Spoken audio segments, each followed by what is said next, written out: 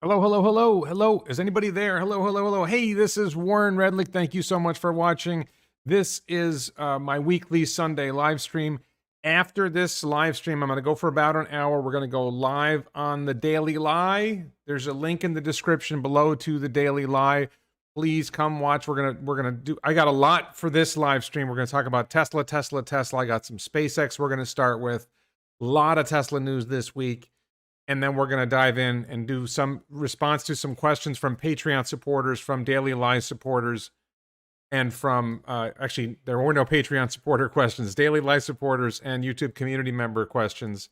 And then we'll do a little bit of Q&A with the chat.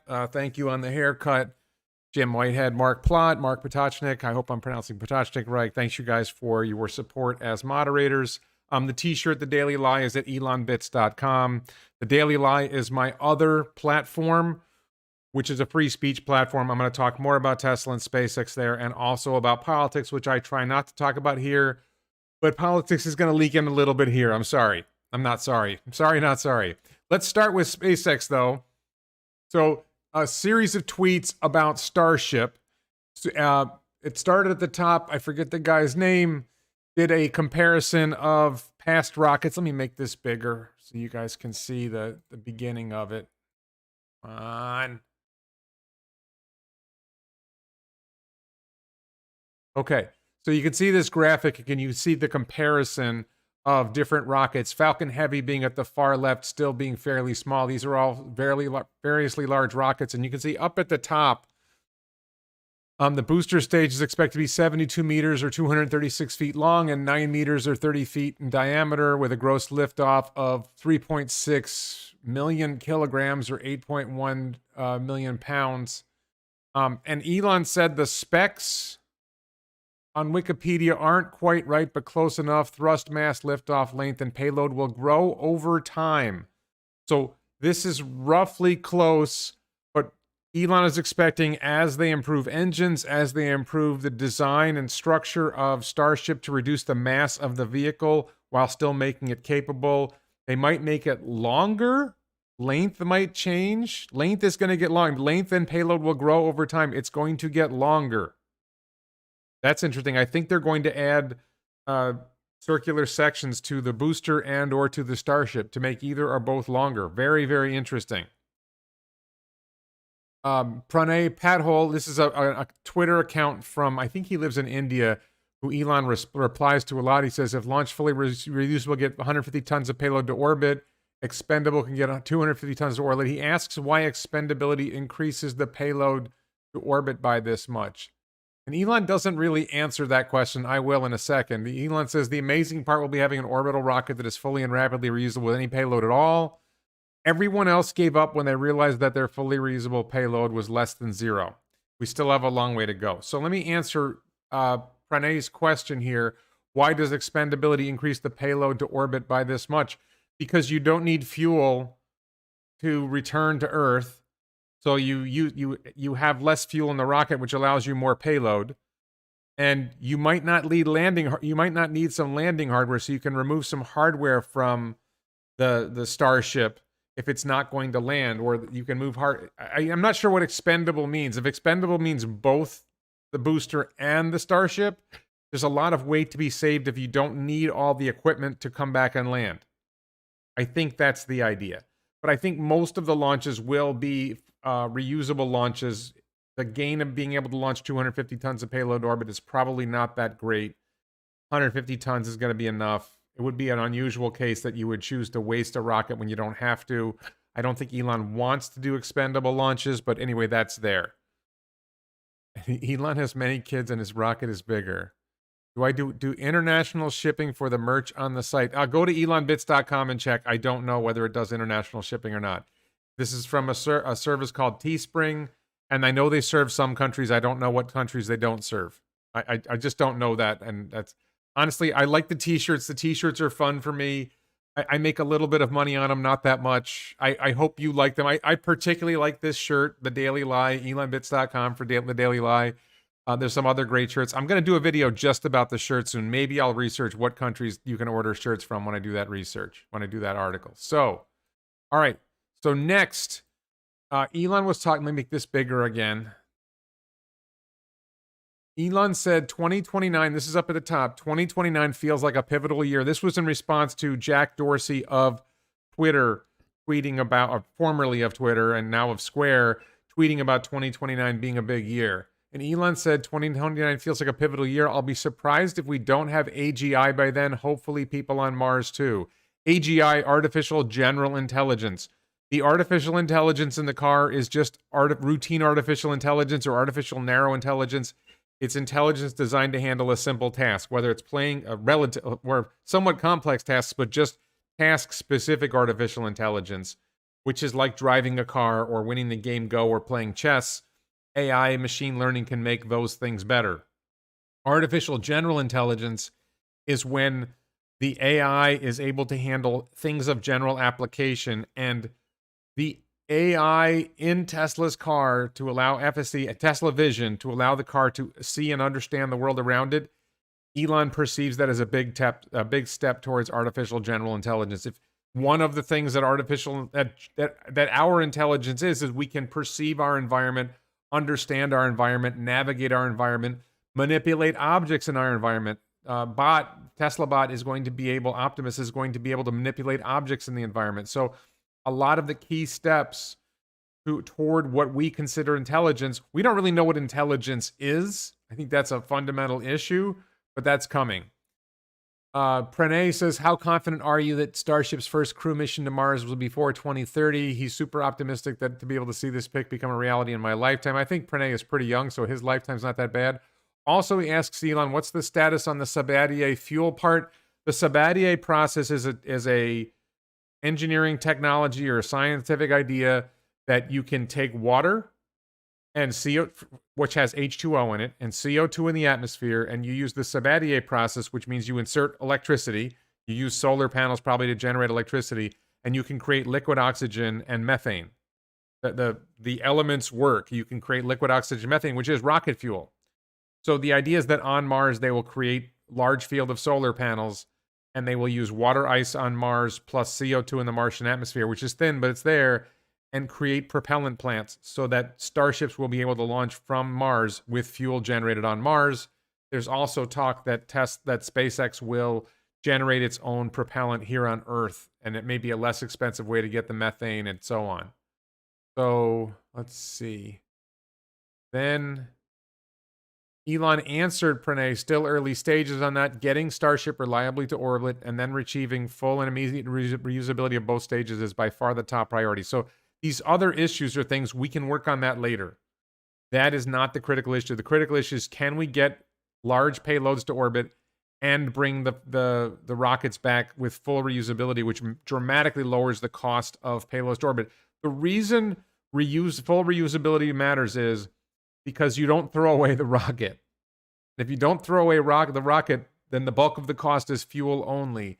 And before SpaceX, it cost about $10,000 to launch a kilogram to orbit. With Falcon 9, I think they've got the cost internal to SpaceX below $1,000 per kilogram to orbit.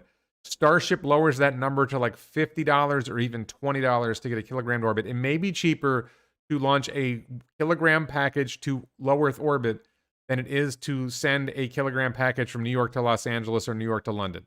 This is how big this is.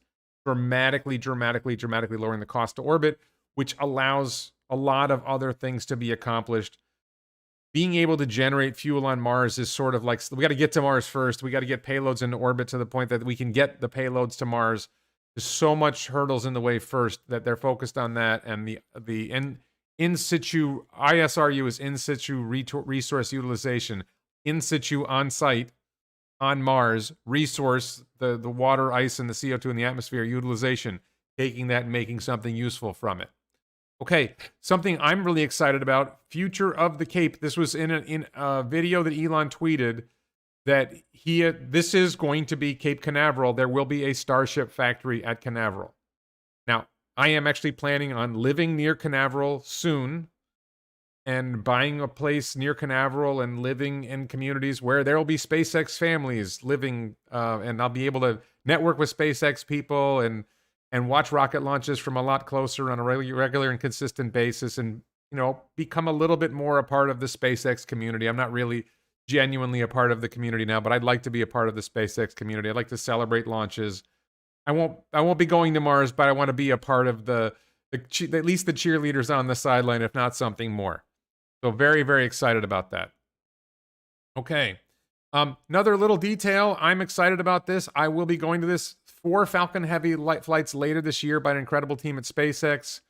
I knew about 3 this summer. Apparently there's 4 coming. I saw the 3rd Falcon Heavy launch in person from Jetty Park, which is just south of Cape Canaveral. Really spectacular to see these 2 boosters come out of the sky. The spot where I watched from, the launch was farther away. The landing was reasonably close.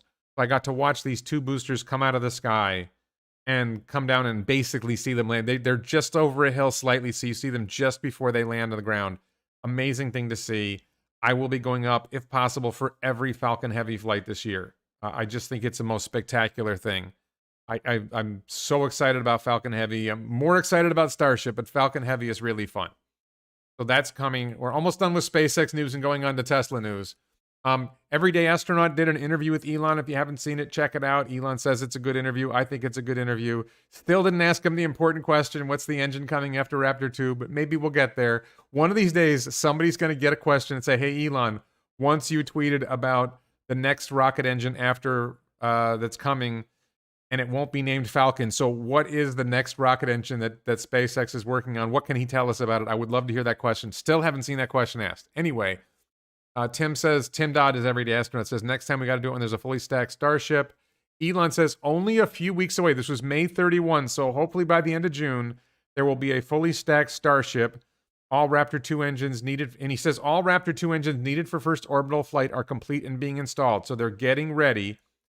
There was a notice. I don't have an image for it. There was some kind of notice from the FAA that they're doing an additional 2 weeks of review of data before hopefully giving approval to Starship's test launch from Boca Chica. Thank you, Mac Ewan, for your support. You can support this channel in a variety of ways. One of them is a super sticker or super chat. So thank you, Mac, and anyone else who wants to support. I really appreciate it. My main focus, really would be support the channel on the Daily Lie video. That live stream will be next. It's 1:15 now, so we're going to go about an hour here. Then we're going to go maybe a half hour there. It's free to watch on the Daily Lie for this particular video. Some videos are for supporters only. The live stream chat on the Daily Lie will be for supporters only, and the comments are for supporters only. It's like $5 a month. Every little bit helps. Whether you support on Patreon, you support on YouTube, you buy the T-shirts, you do the super chats, super stickers, anything helps. I really appreciate it. It encourages me to keep doing this, right? And I love doing this. So they're going to need some hurricane insurance in August. I think they're okay with hurricanes. I think they know what to do. The Boca Chica and Canaveral both face hurricane threats. So the FAA put another little bit of delay on it. So it looks like we're looking at July at the earliest for launch. There's a theory that FAA is going to require SpaceX to do some additional things to make it viable. So maybe we're looking at August. But I'm really stoked to see a test launch of Starship. It may end up being at Canaveral. They are building infrastructure at Canaveral for Starship to launch there, and it may end up being there.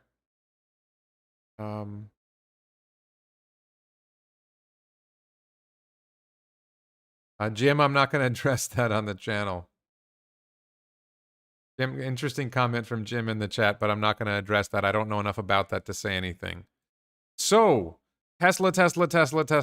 Let's talk about Tesla. And I'm afraid we're going to have to get political first. So Elon tweeted that he had Elon sent an email to certain people in Tesla that he had a super bad feeling about the economy. In a separate email, he said he wants to cut Tesla's salaried workforce by 10%, not all workforce by 10%. Tesla's workforce is going to continue growing in terms of manufacturing, in terms of AI team, service departments, but there's certain areas of the company where Elon feels, and that tweet is coming, I think. Or maybe I don't have that tweet. Oh, yeah, that's coming at the end. Elon feels that certain departments are overstaffed, but in terms of manufacturing cars, in terms of service, in terms of solar They're still growing, but there's certain areas of the company that have gotten overstaffed. White collar, I don't know, HR, I'm not sure, administrative jobs. They're going to cut those 10%.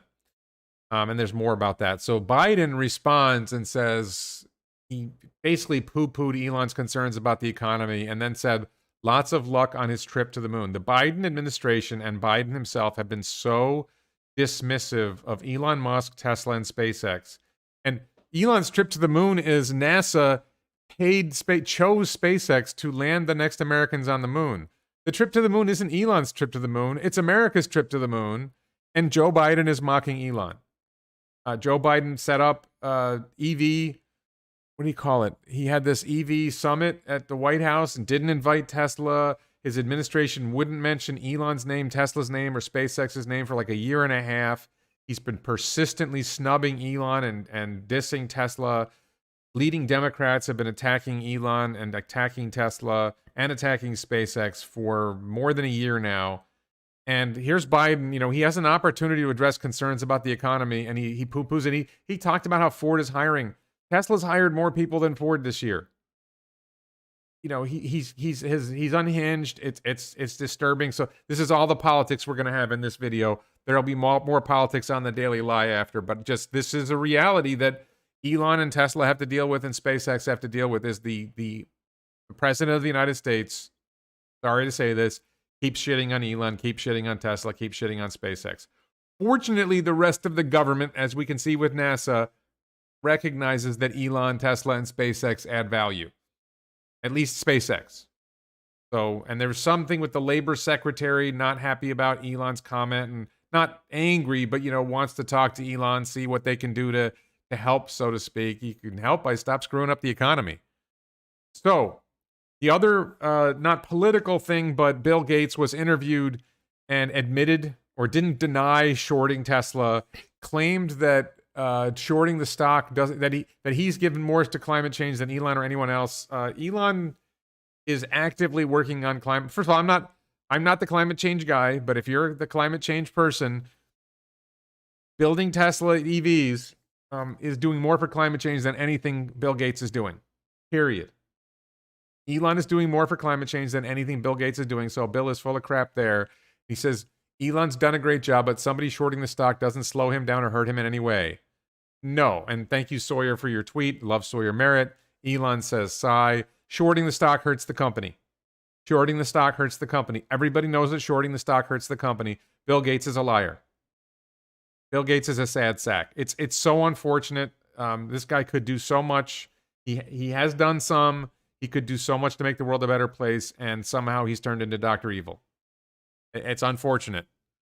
So, one of the really big pieces of news this week, again, Sawyer shares a video from Idra. That's the company that makes the Giga Press. Posted a new video of their 9,000-ton Giga Press being assembled, and Elon replied, and this is confusing. Elon said Cybertruck body. Now, my understanding is the Cybertruck body is going to be folded stainless steel, and I don't believe Giga Press is designed to fold stainless steel. Giga Press is designed to have aluminum alloy injected and pressed into a shape. So the underbody of Model Y, the front and rear castings, are done with Giga Press, and they are underneath, and they basically replace a whole bunch of parts with one big piece. It's very efficient in terms of manufacturing. I hope what he means is that this is the underbody, that this is the front and rear, for the front and rear castings of Cybertruck, rather than the outer shell of Cybertruck, but we don't know. This was a curveball. Nobody knows what he means by this. I don't remember seeing him answer any questions. I don't remember seeing anything here. I don't know, Mark, did he actually say it was underbody? I think it's underbody. I think it's front and rear castings with structural battery pack in the middle, but we don't know. We're probably going to find out something before the end of this year. Probably not sooner than that, but we'll see. All right. So Elon tweeted this. One of the criticisms that we frequently hear about Elon and Tesla is, oh, it's a terrible employer. There's some lawsuits. They treat workers badly. Tesla scores 100 out of 100 for the 7th year in a row for LGBTQ equality. When you hear the claims that Tesla has a hostile work environment, Tesla treats people badly, Elon's a racist, anybody who supports the Republicans hates gay people. Tesla has been a model employer for LGBTQ equality. And Elon replied something to this, you know, he wants productive workers. Whatever personal life you want, if you're a productive worker, that's what he wants. So, some other news, AI Day. So Elon had announced Tesla AI Day for August 19th, which is only 15 days after the shareholder meeting. Seemed kind of quick, unclear what he was going for there, but he's now pushed it to September 30th. And if you know Elon, you know the date can be pushed again, as we may have an Optimus prototype working by then. So my gut is they won't have an Optimus prototype working by then, and they'll push Tesla AI Day another month or something like that. But they're close to having an Optimus prototype working. That's exciting. Ava's excited about it, and Elon says Tesla AI Day #2 will be epic. This is a reason why it isn't a complete hiring freeze. The whole purpose of AI Day is to encourage people to apply to work for Tesla's AI team. And if they can demonstrate how awesome Optimus is, that'll be great. There was a tweet from Dave Lee asking if the Optimus prototype will look like the Optimus that was shown at Cyber Rodeo and that was shown at the previous AI Day event. And Elon said it will not look like that. So I think the early prototype will not, my gut is, will not look as smooth. It's going to be a jumble of parts that's at least walking or doing some simple steps, some simple things. I think that's what they're going for. It will not have the super cool look that the bot had for AI Day. But we'll see. Okay. Jordan Levitt says shorting stock does not hurt the company unless they are issuing stock. It hurts the company because if it lowers the stock price, it affects morale of the employees. Okay? Some employees appreciate it when their stock goes up. A lot of their net worth is based on the stock. There are other situations where shorting a stock can hurt. I don't think Tesla is vulnerable to shorts anymore, but it does hurt the stock price, and it does lead to criticism when the stock price goes down. You see a lot of, the stock's down, and then they blame Elon for it, and it affects the perception of the company. It affects morale. It is a bad thing for the company, and there are situations where shorting a company has effectively destroyed companies. I don't think it's a threat to Tesla anymore, but there have been situations where it has damaged a company. So, then more about AI. Karpathy has this 3-tweet thread about the future of gradual and inevitable unification of language, images, video, and audio and foundation models for AI. This is like taking Tesla Vision and combining audio, as in listening, and language, which is something called GPT-3, the ability to process language, hear things, and so on. Every task bolted on top will enjoy orders of magnitude more data efficient training than what we are used to today. That's a hint, I think, that Dojo is running, or Dojo is about to start running, because Dojo is the one that does the training. And they will be endowed with agency over original human APIs, screen and keyboard, mouse in the digital realm, and humanoid bodies in the physical realm, and gradually they will swap us out. That's pretty foreboding.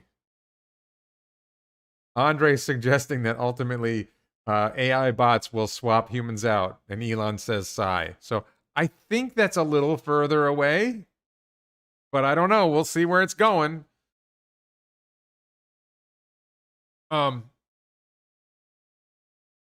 Omar was talking about robot hardware, but and this is something I completely agree with Omar. I generally agree with Omar on things. I sometimes disagree with him, but I almost always agree with him. Robot hardware is not new. Honda, Asimo, Boston Dynamics, there's lots of examples. What these robots lack is brains. They cannot do anything without human control. That's why they're not household items, and that's where the Tesla AI team and Elon Musk come in. It's not that difficult to build a robot that can walk. It's difficult to build a robot that can learn to walk on its own, that it can learn by itself how to walk better, how to navigate an environment. So, and there's this is Omar was responding to a tweet by somebody saying people have created advanced robots decades ago. Elon is discovering something new, ? The new thing is that the robot will be able, or the robot fleet will be able to learn from experience. That's something that past robots didn't do. Past robots were programmed by humans with code rather than learning with machine learning. And Elon says, often when we announce something, we hear simultaneous criticism that it's already been done, but also that it's impossible. I get this all the time with FSD. people will say, oh, Tesla can't do self-driving. Tesla's behind, whatever. Tesla can't do self-driving. It's too hard, blah, blah, blah, blah, blah. And then the simultaneous criticism that I hear is once they do it, oh, the competition will be there right away. And my response to that is there was a previous thing that Elon did with SpaceX, landing and reusing orbital rocket boosters. When SpaceX decided they were going to try to do that, everybody said it was impossible, or at least it was impossible to do it in a cost-effective manner.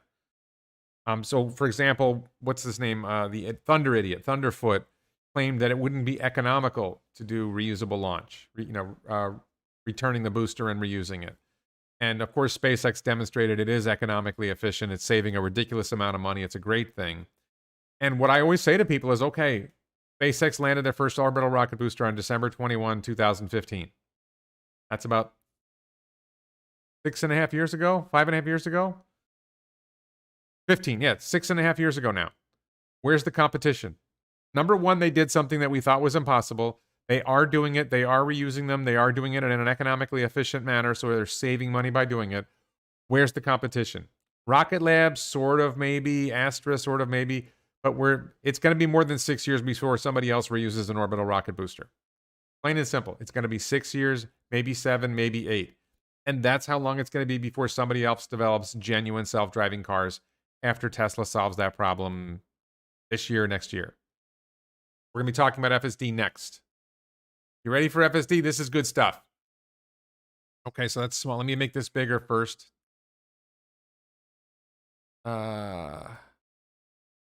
Elon says working on Tesla North American service. Goal is 2/3 of cars receive same-day service. That's a service issue, not FSD.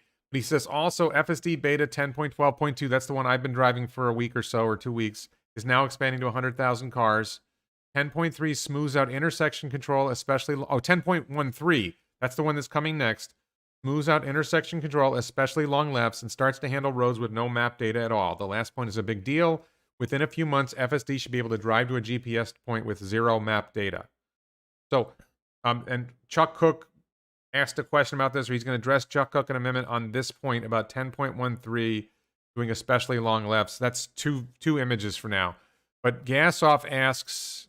can we get more precise drop-off locations for hotels here in Vegas? I give it the address and it's done routing on Las Vegas Boulevard in front of the hotel. Would be beneficial to Tesla to watch rideshare drivers like me where real drop-off and pickup locations are. Let's map this. And Elon says, yes, car will navigate to a pin location, even if in a complex surface parking lot or hotel entrance. When in covered or underground parking lots, car will have to navigate using only inertial measurement, wheel movement, and vision, as GPS signal is no longer available. So parking structures and underground parking lots, maybe that's going to take a little longer to solve. And hopefully with Robotaxi, you won't need to do that. The car will drop you off at the front door. It won't need to go into a parking structure. Or maybe it'll be able to figure it out with inertial measurement, wheel movement, and vision. It may be that it will get past that. So we'll see where that goes. Okay. And then the same FSD beta expanding to 100,000 cars. Somebody asked, when will we get an update in the EU, European Union, darn regulations? Elon says we are close to the point where offering something for EU regulators to review makes sense. So my gut hunch is when Elon says we're close to that point, that means probably late this year, Tesla will submit an application to the European Union to get approval for letting people drive FSD beta in Europe. So FSD beta in Europe, maybe that's 2023. Don't forget, European regulators probably work slow. So then the Chuck Cook. Chuck Cook has a channel on YouTube. He's one of the original FSD beta drivers. There's a particular unprotected left turn that he has demonstrated multiple times that FSD struggles with, doesn't really complete. And he talked about how he generally thinks FSD beta 10.12.2 is doing much better in other scenarios. I don't have the perspective to comment on that, but Elon says that 10.13, which is coming next, will solve Chuck's left turn most of the time. Not all the time, but most of the time. I am still experiencing issues with roundabouts, that it stops at the entrance to the roundabout instead of just yielding at the entrance to the roundabout. There's nobody in the roundabout, it shouldn't stop. Speed bumps were getting better. I don't think they've improved a whole lot. It still doesn't pick up some speed limit signs, including school zone speed limit signs. What I've noticed in particular is there's some neighborhoods that I drive in or parking lots that I drive in where the speed limit is 15 and it doesn't pick up the 15-mile-an-hour speed limit signs. And then it doesn't seem to pick up school zone speed limit signs. So there's a lot of different things that have to be solved. It's mostly solved the phantom stop sign stop near my home. Still needs to work on gates. There's a lot of little things that need to get worked on, but we're seeing a lot of progress. And it's one of those things when you look back 6 versions, wow, big difference. So, okay. Let me see what else I got. Okay, a little bit about the business of Tesla. We're getting away from FSD beta here. Um, this is a few days ago. Elon said, I thought this was a few days ago. Elon tweet, yeah, it was May 31st, so maybe this broke June 1st. Anyone who wishes to do remote work must be in the office for a minimum, and I mean minimum of 40 hours a week, or leave Tesla. This is less than we ask of factory workers. And there'll be exceptions for particularly exceptional contributors for who this is impossible, but Elon is going to have to review those exceptions directly. The office must be a main Tesla office, not a remote branch office. For example, being responsible for Fremont factory human relations, but having your office in another state. He wants I think one of the concerns is Elon really appreciates manufacturing employees and employees who work in the field doing tasks like Tesla service. But people who work in offices, I think Elon just doesn't appreciate them as much. Whether he's right or wrong, I think he doesn't appreciate the support workers who may, in some cases, do valuable work, but don't always do valuable work. It's harder to measure the quality of their work. He specifically mentioned human relations there. That's a field that engineers tend not to appreciate. So I think that's part of Elon's effort to thin staff is people who don't want to show up to the office. He wants to get rid of some of them, to save money and stop wasting resources on employees who don't contribute as much as people who are actually building stuff.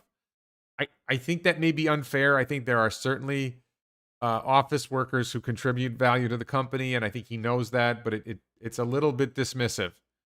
Not saying he's wrong. I love Elon. And he said they should pretend to work somewhere else. This was in response to Whole Mars blog. Elon says they should pretend to work somewhere else, suggesting that people who work from home pretend to work. There's definitely varying perceptions. Some people feel that work from home during COVID was very effective and that some employees work well from home. Elon obviously thinks that working from home is an excuse to pretend you're working when you're not. Is he right? I don't know. I'm sure there are people who work from home and work effectively. Then there was more recently, Elon said that in an email to everyone at the company, Tesla will be reducing salaried headcount by 10%. The media misreported this, that Tesla was cutting all workforce by 10%.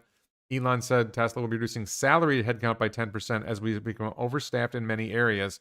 This does not apply to anyone actually building cars, battery packs, or installing solar. Hourly headcount will increase. So they are growing hourly workers. They are reducing salaried workers. Salaried workers are office workers, generally speaking.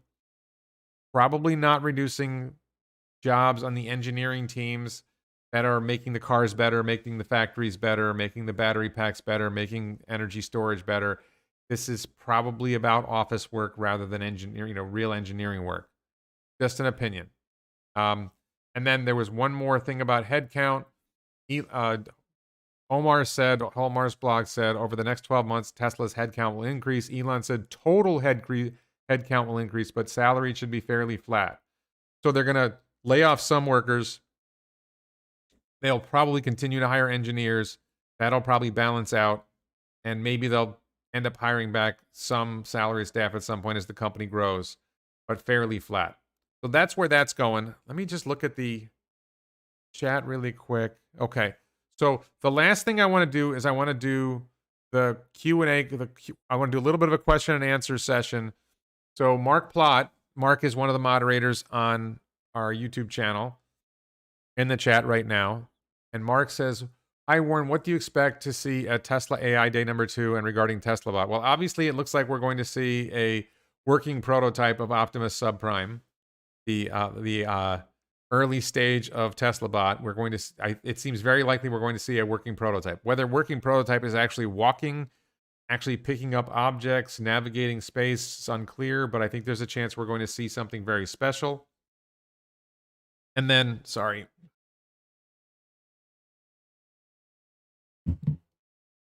I didn't fill the water bottle, but stainless steel water bottles at elonbits.com. There's one with, this one has Elon on it. There's one that has TSLA on it in red. This is my swag from the Cyber Rodeo Tesla water bottle.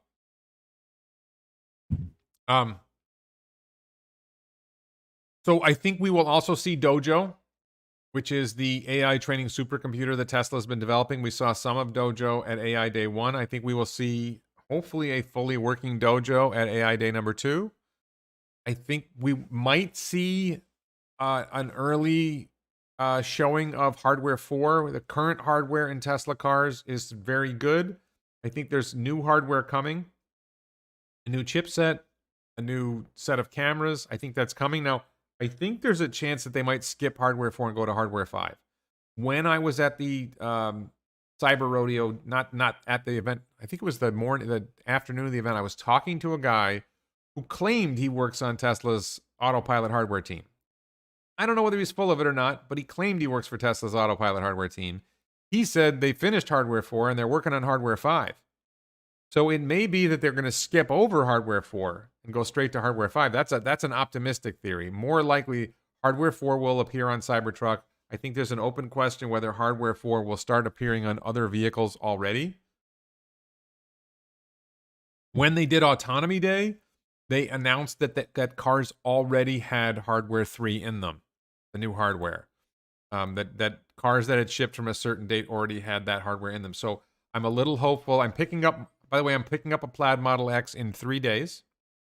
I am a little bit hopeful that my Plaid Model X will have hardware 4 in it, but I don't know how I would know that, and I don't know how anybody would know that. I think there's better cameras and the processor that does the AI implementation of the AI will be roughly 3 times faster and 3 times better in a variety of ways. So anyway, that may be coming. What else at AI Day? I don't know. I think that there's a lot of other things that could happen. There may be other uses for AI we haven't thought of. There may be other displays of ways that they're using machine learning to accomplish different things with self-driving. We're probably going to see how they're using machine learning to apply to TeslaBot. A lot of that.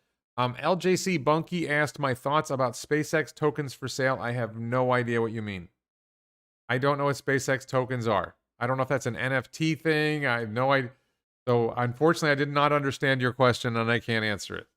Okay, and if you have questions for the chat, for the Q&A, we're gonna have about 20 minutes left in the chat Q&A.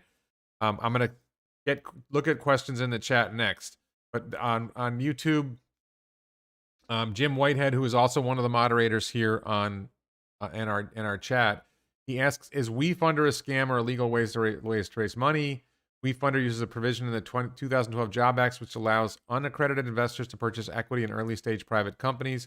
I'm not familiar with Wefunder. There is something called crowdfunding, and Wefunder may be an example of crowdfunding, where Boxable did a crowdfunding round. Boxable is the company that makes these folding accessory dwelling units, these 400 square foot homes, or at least purports to be making 400 square foot homes. I haven't seen I haven't seen a production unit yet. I'm a little skeptical of Boxable. I interviewed the COO recently, but they did a crowdfunding round about a year ago. I am planning to do a crowdfunding round for my podcar startup. So it may be that Wefunder is a company that facilitates crowdfunding rounds. There's another one that I've looked at.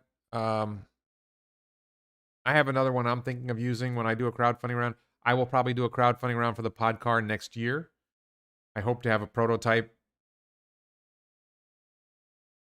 early. I wanted to say late this year, but it's going to be early next year. I'm going to have I got a whole new plan for how to do the prototype. That's another video. Okay, so that's it. William says, please comment on Indonesia plans. Well, Elon met with the president, I think, of Indonesia, and they announced that they're doing something. So I think it's very likely that they're going to be doing mining in Indonesia for nickel and maybe lithium. I don't know if Indonesia has lithium or a way of doing that. It's very likely that Tesla will be building a battery factory in Indonesia, because Indonesia doesn't just want to be providing raw materials. They want to be a part of the manufacturing process. Will they make a gigafactory to produce cars in Indonesia? I did a video a while back about potential locations for a gigafactory. Indonesia actually has a reasonably large car market. Bigger than, really, practically speaking, Indonesia's car market is bigger than India's for Tesla type vehicles. And then Indonesia's close to a lot of other Southeast Asian countries like Malaysia and Vietnam and Thailand. So Indonesia could be a good location. I think we might see, very likely we're going to see some sort of mining agreement, mining and refining. So you mine the materials out of the ground, or with lithium, you might get it out of lakes or clays, but you get the material out of the ground. Then you have to refine it to get the material in the minerals in the right state to be good for putting in batteries. And then you have your battery factory. So I think what's going to happen is we're going to see mining agreements in Indonesia, refining facilities in Indonesia, and battery factories in Indonesia.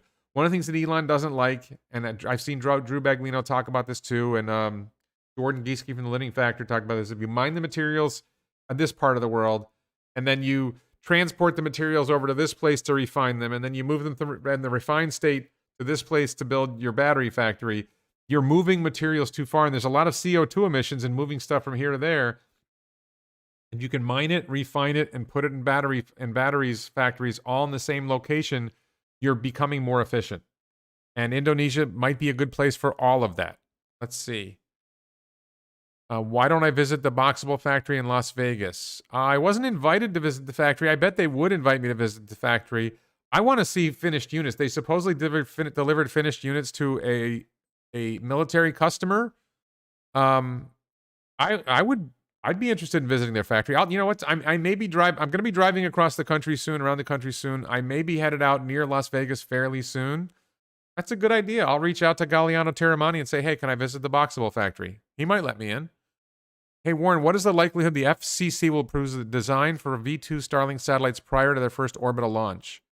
I don't think that's relevant. The first orbital launch, I don't think is going to be a Starlink launch. The first orbital launch is going to be a test launch that launch a wheel of cheese or something like that. I don't think the S-24, the Ship 24, I don't think that has the Pez dispenser. Elon, if you watch the Everyday Astronaut interview, Elon said that they have a plan for launching Starlink satellites from Starship with something equivalent to a Pez dispenser. And they're in that slide I showed earlier. Pull that up. I have this slide earlier in this same slideshow, there was a actual video of Starship dispensing Starlinks 2 at a time, Starlink version 2 at a time. So I don't think that the first launch will not be Starlink satellites. And I don't know whether the FCC, I don't know what the status is of FCC approval of V2 Starlink satellites. I didn't know that was an issue. Ted says, how will we know when hardware 4 has been installed on new vehicles? There's a chance that there's a Twitter account, Green the Only. He is sometimes able to detect certain things in the cars with some sort of somehow he gets access to internal information in the car. So I think there's a chance that would happen. It may be that somebody could pop off a camera and just take a look and see if the cameras are different. I'm not sure. My Model X Plaid will be red with white interior, Ralph. Thanks for the question.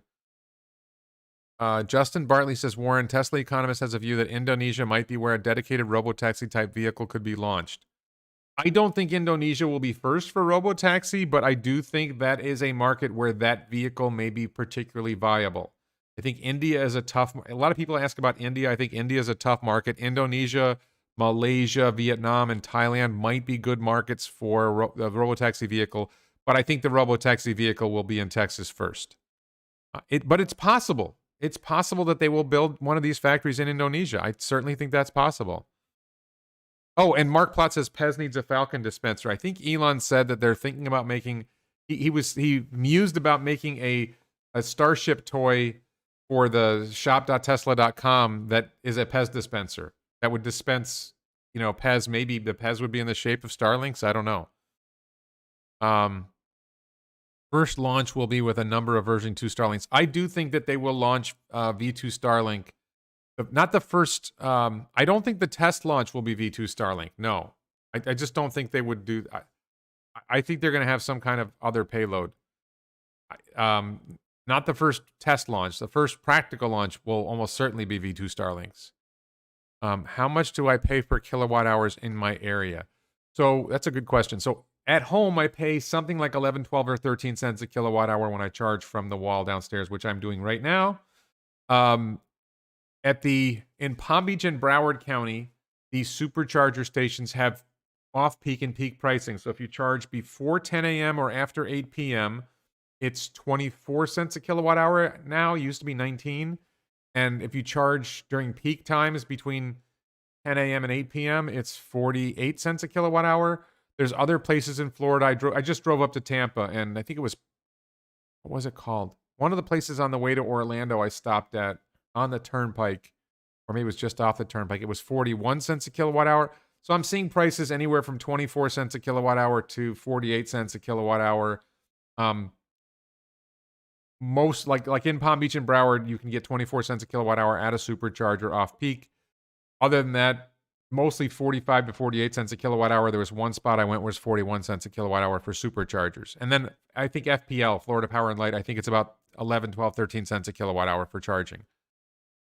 For just generally price for kilowatt hour. Mark Potachnik says lots of stuff happening at Boxable, not faking, making about 2 to 3 today, not faking, production hell. Mark, I hear a lot of things from people. I want to believe that Boxable's real. I want to believe they're going to succeed, but I want to see them, deployed in the wild. You're deploying, everything I've seen so far, I haven't seen reliable evidence. I want to believe. Hardware 5 is probably for semi. No, Hardware 5, definitely when I talked to the guy, assuming the guy was not full of it, Hardware 5 is for all the vehicles. Any comments on Texas Tesla energy plants? Are they in service? I have not seen. I know there was something about Tesla deploying megapacks in Texas, but I don't remember seeing where that is. We're waiting for the Lathrop Megapack factory. There's a factory in Lathrop, California that Tesla created, a factory to build megapacks. Surprisingly created a new factory in California, and they're going to be producing megapacks there. I think because it's easy to ship the lithium iron phosphate battery packs from battery cells from CATL in China. Probably easier to take delivery in California. That's a guess. I'm not sure. Dusty Green says, I can ask Galliano for you. I can ask Galliano. He told me that he would be okay with somebody going to do footage of one of the deployed Boxables. At some point, they have to deliver to a customer in a California backyard. That's what I want to see. Have I seen the speaker roster for the Automobile Electric Congress Tesla competition is there? I don't care. There is no competition. There is no competition for Tesla. This is the thing. People say the competition is coming for Tesla. No, Tesla is the competition. Tesla is coming for internal combustion engine vehicles. If other people make great EVs, great. That's more competition for internal combustion engine vehicles. The internal combustion engine vehicles are 98% of the market for vehicles. EVs are like 2%. If you're choosing to compete with Tesla for the 1% of the market they've got instead of the other 98% of the market that's crappy internal combustion engine vehicles, then you're an idiot. All EVs compete with ICE. The competition is coming for ICE, and Tesla's a part of it, and Tesla's leading that competition. Boxable will give you a tour. I'll talk to Galliano about that. I'm not a Boxable channel, I do think it's a cool company. He's come on my channel twice. I think it's a cool idea. I hope it's real. I hope it succeeds. Elon has said nice things about Boxable. The claim that he lived in one was a lie, but apparently Elon keeps some stuff in one. Just looking back. Should we be concerned that a staffer leaked to Reuters? There needs to be consequences. Leaks happen. I think Elon knows when he sends an email out, it's going to leak. I had this theory myself that they sent the email to a few select employees, and then they were going to wait to see if they could figure out if they could show them who the leaker is. Sometime the leaks might be intentional. I don't know. Do I think Shanghai can hit 80,000 cars for June? I don't think so. I think they will hit an 80,000 vehicle a month run rate at some point. I think they're only at 2 shifts right now. So I think they need 4 shifts to get to 80,000. So I don't think they're going to hit 80,000 cars for June, no. But I'm not certain of that. It's a good question. Semiconductor cycles take roughly 3 years of development. So yeah, they're done with 4 and working on 5. Yeah, they should have been done with hardware 4 last year. So the question is, did they realize at some point, hey, we're already working on hardware 5, maybe we can get hardware 5 ready in time? They do. Tesla's pretty good about reducing development time on things. So if semiconductor cycles are roughly 3 years, maybe Tesla's figured out a way to reduce that semiconductor cycle, and really we're gonna skip to hardware 5 instead of hardware 4. I haven't seen any indication of that. Elon has talked about hardware 4 before. So, he said specifically hardware 4 would be on Cybertruck. So I mean, that could be what we see at AI Day number 2, right? We could see, hey, hardware 4 is ready. Here's hardware 4, and here's what we're doing for hardware 5. It could happen. Can I comment on 4 as payment processor? Any chance they could work for Tesla? 4, for those who don't know, is Jared. I think it's the guy behind the Inspiration 4 mission. I think that's who you're talking about. They do payment processing. I believe that Tesla is planning to work with 4 on some payment processing, but I'm not sure what. And I think it might be international payment processing in particular, because that's Shift 4. Not 4, but Shift 4 is the name of the company. And they're sponsoring another series of launches coming up. Polaris, is it called Polaris Missions? I forget what it's called.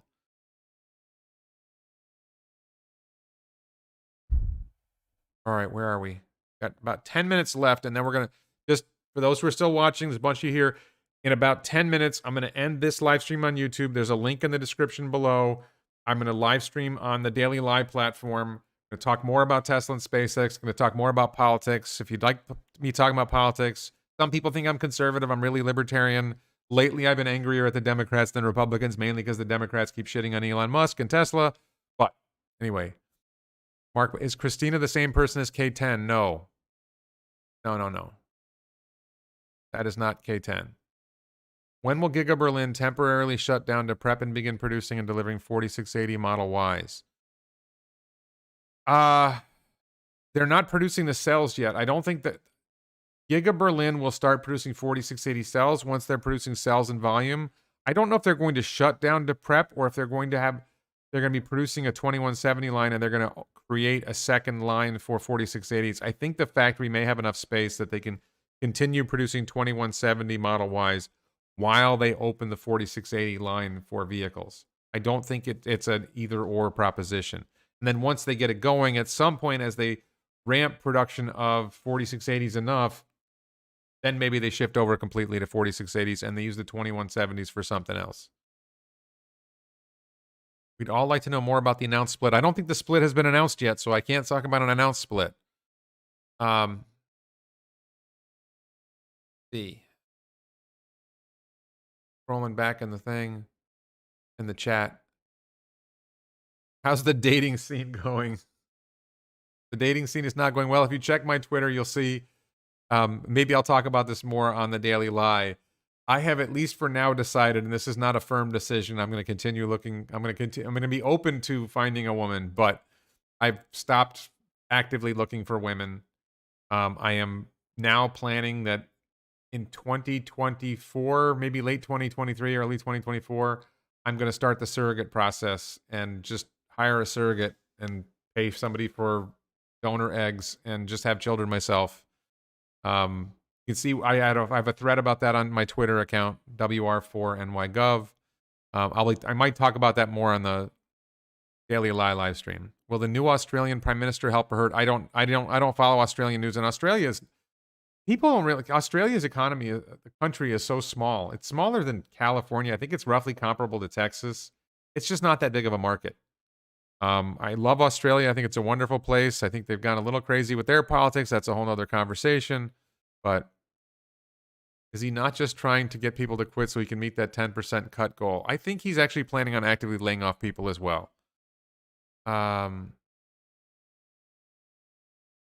Blitz and Kill says his FSD beta also ignores 15 mile per hour signs as well. Yeah, I've seen that.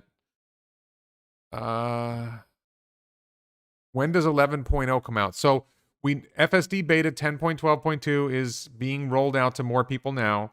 10.13 is coming soon, so 2 weeks a month. Is 11 next? I don't know. Is there going to be a 10.14 first or a 10.13.2 first? I don't know. I think we're going to see some really good things with 10.13. I think it was Green the Only. Somebody said that version 11 is already on cars operating in shadow mode, which means as the car is driving, one chip is operating version 10.12.2 or whatever you're doing on your car, and the second chip is operating version 11 and basically testing out to see how it handles things. That's a theory. I think it's a reliable theory. What safety score will be required for FSD? I think we're still looking at 95 for FSD to get FSD beta. Once it's in wide release, everybody gets it, I think. Do I think the 10% sell-off on Friday is based on reducing the Tesla workforce, credible, or just a knee-jerk reaction? I don't worry about short-term stock prices. I'm a long-term investor. I'm not selling until 2026 or probably 2030.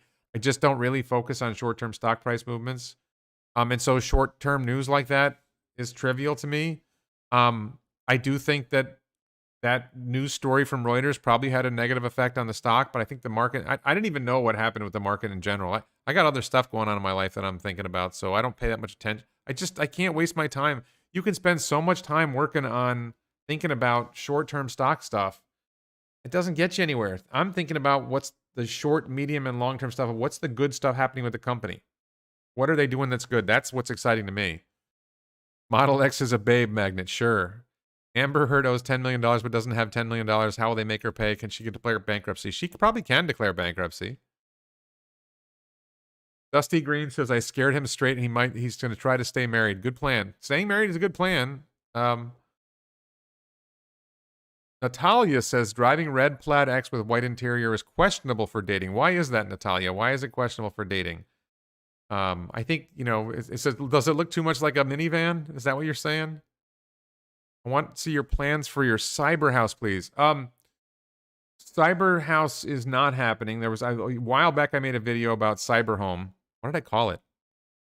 I now have a plan for what I call solar farm apartments. I was actually thinking about that yesterday. I'm trying not to think about it because I'm focusing on the pod car first. But I think once I have a home in the Canaveral area, I will start building a prototype solar farm apartment in the backyard. It's basically a 30, 60, 90 right triangle with solar panels on the top. I had a little bit more thought about it, and I think 4 units together, I think I have a picture of how it's going to look good. Oh, hi, Alexandra. Christina Smallhorn is a Louisiana real estate agent. She has a live stream at 3 p.m. CD Central Time today. Okay.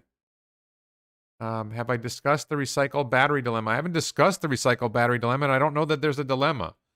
Tesla is moving forward on recycling. If you haven't seen it, I just released a video. Drew Baglino talked at length at Stanford about, it was an energy storage conference. He talked about a lot of different stuff. If you haven't seen it, check out my most recent video before this one. I think what Drew spoke about was absolutely critical.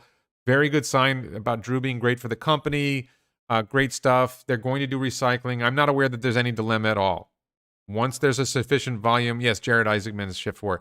Once there's a sufficient volume of batteries, once there's a sufficient volume of vehicles that are coming off use, or megapacks or power walls that are no longer useful, they will recycle materials from those batteries. They're already doing very well at that. The Tesla Impact Report says they're getting 92% of the minerals they're able to recycle. They're going to improve that over time, so that'll get better. All right, we got 2 minutes left, and then we're going to the Daily Lie. I'm going to end this stream. We're going to go to the Daily Lie. Red exterior with white interior. It's a guy in mid-age crisis to me. I am a guy in midlife crisis. It's the perfect vehicle for my midlife crisis, of course.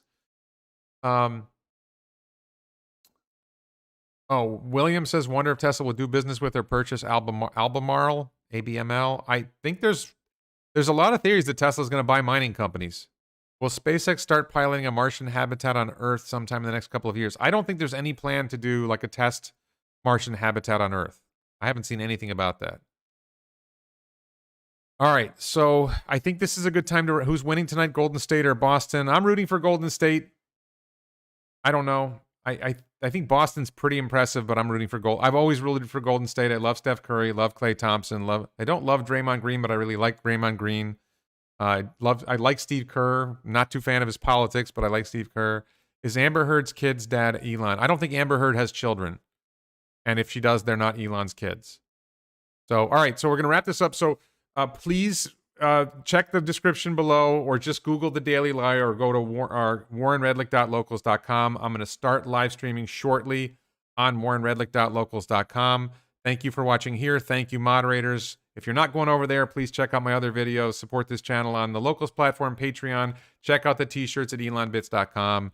Thanks, everybody. And thank you, Natalia, for the bald. I just shaved again today.